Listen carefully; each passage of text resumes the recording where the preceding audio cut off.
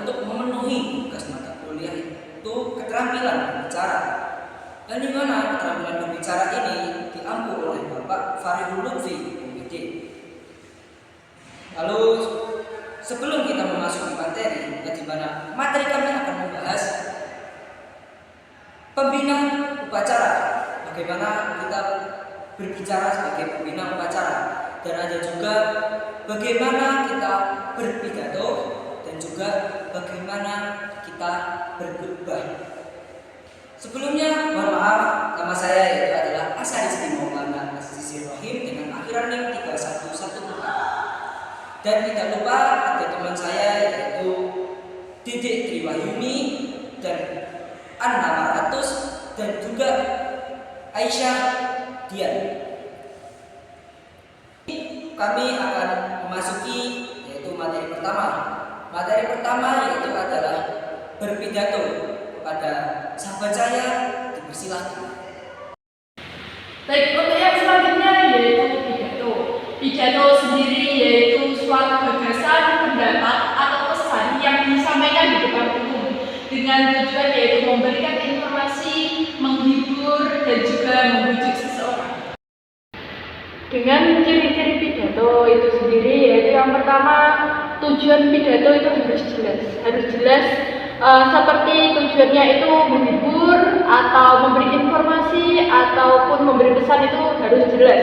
Yang kedua yaitu isi pidato berisikan kebenaran. Maksudnya apa? Harus aktual, tidak ada di situ ada unsur hoax, itu tidak boleh. Yang ketiga yaitu pidato disampaikan dengan jelas dan dibawakan semenarik mungkin. Yang keempat yaitu dalam penyampaian pidato, titik penggunaan bahasa juga harus diperhatikan seperti artikulasi, tanda baca dan juga intonasi.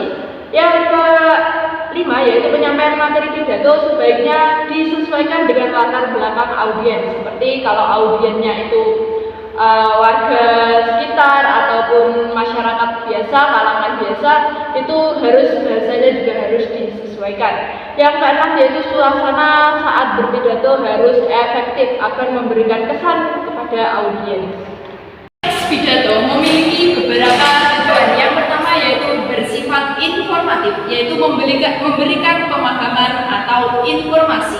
Terus yang kedua argumentatif, yaitu meyakinkan pendengar. Yang ketiga yaitu rekreatif, yaitu membuat orang lain senang ataupun terhibur. Dan yang terakhir yaitu persuasif, yaitu memberikan pengaruh kepada orang lain agar bersedia mengikuti kemauan yang diinginkan. Baik, di sini saya akan menyampaikan materi mengenai pembina upacara. Pembina upacara merupakan orang yang bertugas dalam memberikan amanat atau arahan, biasanya dilakukan dalam sebuah upacara bendera, biasa di seni, di sekolah maupun bisa di instansi.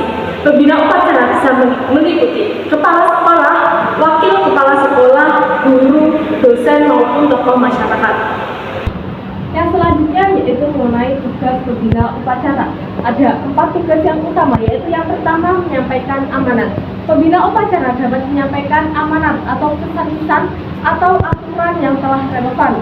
Yang kedua dapat menyampaikan memberikan nasihat berupa tentang kejujuran, kedisiplinan. Yang ketiga, amanat juga dapat menyampaikan dorongan motivasi, menjadi pentingnya akan belajar, menjadi lebih baik, dan akan cita-cita yang harus diraihnya. Dan yang keempat, yaitu mengawasi jalannya upacara. Seorang pembina upacara harus mengawasi semua jalannya upacara yang sejalan dengan prosedur yang telah ditetapkan.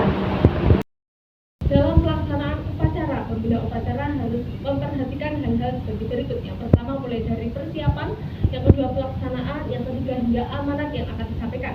Hal-hal tersebut meliputi yaitu yang pertama kesiapan yang mantap, yang kedua mengetahui tentang tata cara upacara dengan benar, yang ketiga memberikan amanat yang jelas, serta yang keempat memberikan arahan yang tepat kepada peserta upacara. Selanjutnya yaitu pengertian tentang khutbah.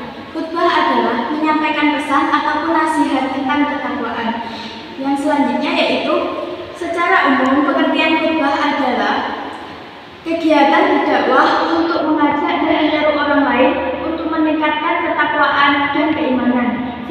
Secara bahasa, khutbah adalah pidato ataupun ceramah yang berisi tentang nasihat keagamaan.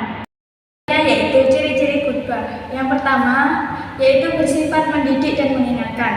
Yang kedua yaitu disampaikan oleh khatib. Yang ketiga disampaikan secara berdiri atau dengan berdiri.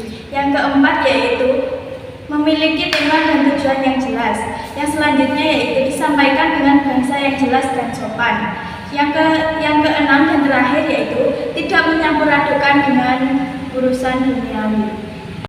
Selanjutnya yaitu jenis-jenis khutbah. Yang pertama yaitu khutbah salat Jumat yang biasanya dilakukan sebelum salat Jumat. Yang kedua yaitu khutbah Idul Fitri dan Idul Adha yang biasanya dilakukan sebelum salat Idul Fitri dan Idul Adha. Yang ketiga yaitu khutbah nikah. Biasanya khutbah nikah dilakukan sebelum akad nikah.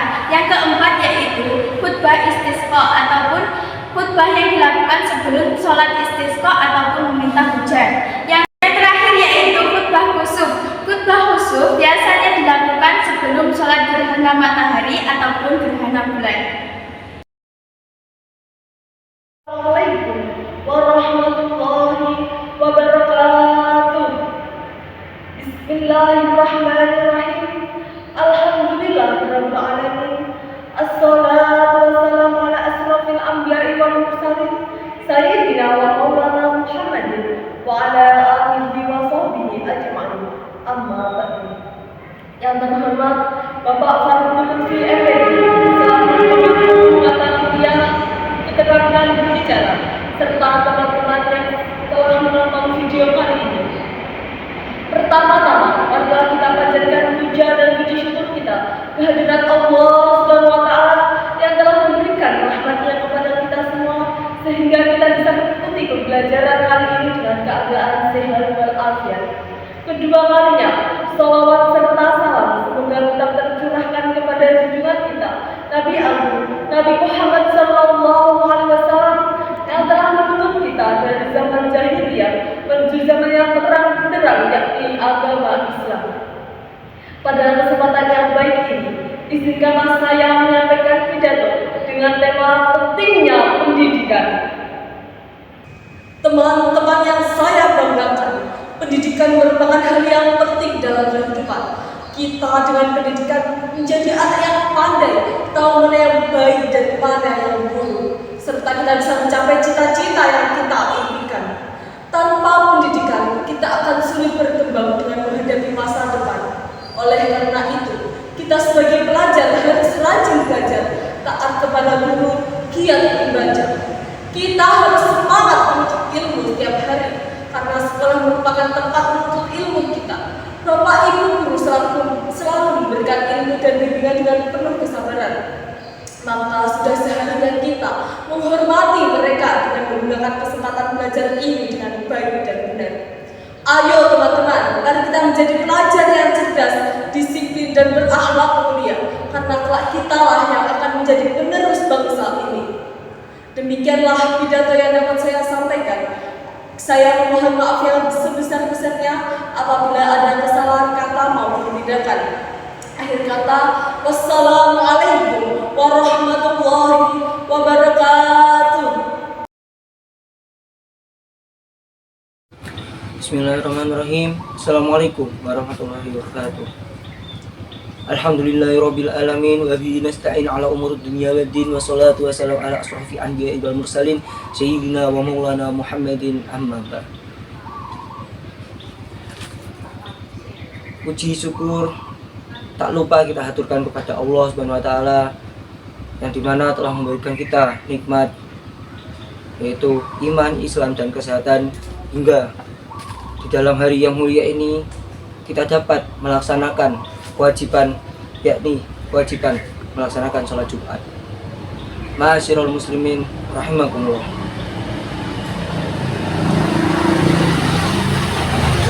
Pada hari yang mulia ini, khatib menyeru kepada jamaah sekalian untuk senantiasa menjaga dan meningkatkan ketakwaan. Ketakwaan adalah melakukan segala perintahnya dan menjauhi segala larangannya. Sesungguhnya ketakwaan adalah sebaik-baiknya bekal dalam kita mengarungi lautan dunia hingga akhirat. Karena dengan ketakwaan setiap persoalan hidup yang kita alami akan terasa ringan, akan terasa mudah, dan akan mendapat banyak pertolongan. Ma'asyiral muslimin rahimakumullah. Ketika awal kita ada di dunia, kita membutuhkan seseorang, yakni ibu, dalam menjadi perantara kita lahir di dunia. Dan kita juga membutuhkan bidan dalam membantu persalinan. Dan kita membutuhkan tetangga ketika kita mendapati sebuah hajat. Dan kita juga membutuhkan seorang pendengar ketika kita mendapati suatu problematika. Yang dimana dapat diartikan bahwasanya manusia itu adalah makhluk sosial, bukan makhluk individual, dan dimana juga Islam telah menganjurkan kepada umatnya untuk saling tolong menolong. Tolong menolong itu tak luput dari hal-hal yang dapat dibagikan, yakni tolong menolong dalam kebaikan, tolong menolong hanya kepada kemanusiaan jika itu bukan kepada sesama muslim. Namun jika kepada sesama muslim kita tidak ada batasan dalam tolong menolong kecuali keburukan. Jadi janganlah kita tolong menolong dalam hal keburukan dan kebatilan, sesuai dengan ayat Al-Quran, yakni Al-Maidah ayat 2. Wata'awanu 'alal birri wattaqwa wa la ta'awanu 'alal ismi wa 'udwan wattaqullaha innahu syadidul 'iqab. Dan tolong menolonglah kamu dalam mengerjakan kebijakan dan juga takwa. Dan jangan tolong menolong dalam berbuat dosa atau pelanggaran. Dan bertakwalah kamu kepada Allah, sesungguhnya Allah amat berat siksanya. Ma'asyiral muslimin rahimakumullah. Tolong menolong orang lain, khususnya mereka yang sedang kesulitan, sungguh memiliki banyak manfaat. Dapat menolong mereka dalam hal keterpurukan, dan dapat juga memberikan kita timbal balik di keesokan harinya, yakni barang siapa yang melapangkan satu kesusahan kepada orang, maka Allah melapangkan juga kesusahan kepada orang itu. Dan barang siapa yang memberikan kemudahan kepada orang, maka kemudahan juga diberikan oleh Allah kepada orang itu. Mungkin kita bertanya-tanya, bagaimana mungkin kita menolong orang zalim padahal Allah telah melarang membantu dalam hal keburukan. Alhamdulillah, alhamdulillahirabbil alamin. Alhamdulillah, walhamdulillahilladzi asyhadu an la ilaha illallah wa la syarika lah wa asyhadu anna sayyidana Muhammadan abduhu wa rasuluhu alladzi la ilaha illa ba'da. Allahumma shalli wa sallim ala nabiyyina Muhammad wa ala alihi wa sahbihi wa man tabi'i bi ihsani ila yaumil qiyamah. Amma ba'd. Innal hamdalillah nahmaduhu wa nasta'inuhu wa nastaghfiruhu wa nastaghfiruh. Wa man yudillu fala hadiya lahu wa asyhadu an la ilaha illallah wahdahu la syarika lahu lahul asyhadu ala Muhammadin abdihi wa rasulillah ajma'in. Alhamdulillah.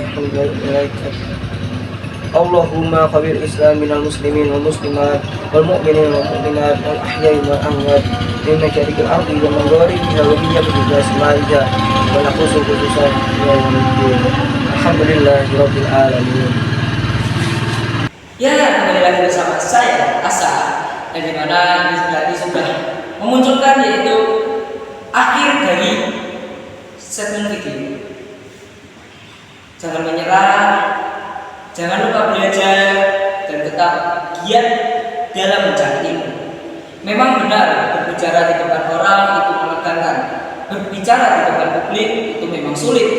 Namun ingat kata pepatah, mencari ilmu dari dalam lahir hingga ke dalam kubur, yang dimana berarti tidak ada akhirat dalam kita mencari ilmu. Pertama-tama, dan tidak lupa kita akan berpantun untuk melengkapi bahwa kami ini adalah dari bahasa Indonesia. Malam-malam mencari jangkrik, jangan lupa memakai sepatu. Wallahu muwaffiq ila aqwamit thoriq. Wassalamualaikum warahmatullahi wabarakatuh. Terima kasih telah mengklik video kami. See you next time.